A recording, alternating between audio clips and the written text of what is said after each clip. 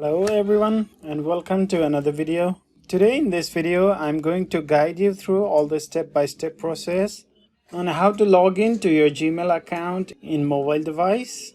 So to do that, open the Gmail app that you have installed on your phone.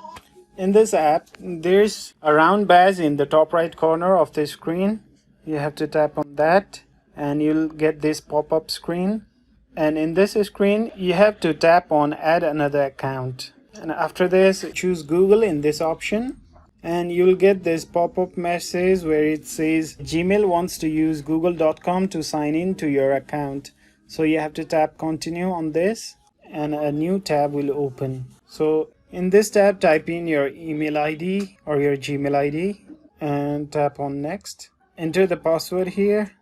Now you're logged into your Gmail ID on the Gmail app. Thank you for watching this video and please don't forget to like this video and subscribe to my channel.